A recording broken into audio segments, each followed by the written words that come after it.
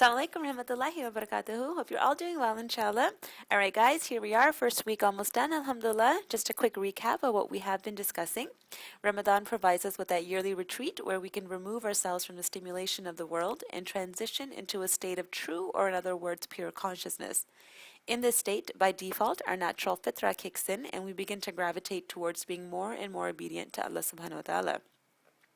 So I'm sure by now many of you may have realized how much time we actually spend thinking about what we're going to eat or eating itself. I know a good chunk of my day is actually still spent thinking about what I'm going to eat, and I have a feeling I'm not the only one. So while I'm thinking about my physical self and how and what I'm going to do to satisfy this at iftar, a little voice in my head is like, there's a reason why you're not eating right now, and it's not to think about what you're going to eat later on. Alright guys, so why are we ordered to fast? There are many reasons, but in the interest of time, we're just going to highlight a few from a biopsychosocial perspective just to get the blood in your brain flowing, and you can think about this on your own. So number one, from a physical perspective, fasting makes all of us share in the feelings of hunger and thirst. Typically in North America and in many places around the world, we hardly ever experience a pang of hunger, which a poor person may feel every day. We take the food we eat for granted, we feel entitled to have it, and there's an expectation that it will be there.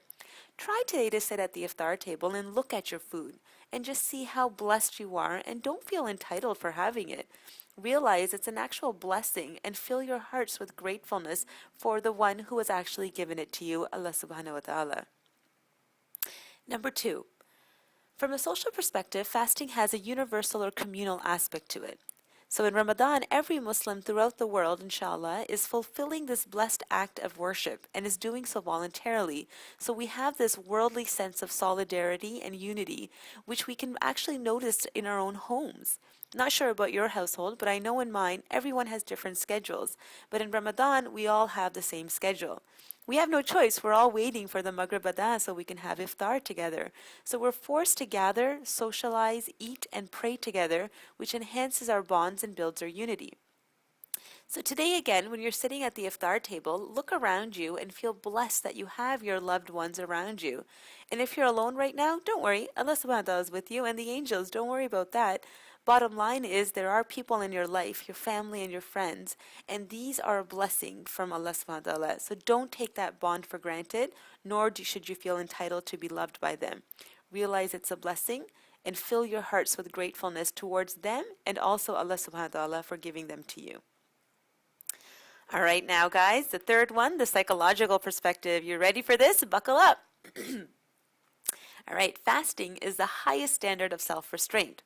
I'm sure you have friends or colleagues who say, what, not even any water all day? You're crazy, man. No, we're not crazy. Islam is a religion of submission to Allah subhanahu wa ta'ala. And this submission can only happen when one is disciplined and exerts patience with their physical self or desires.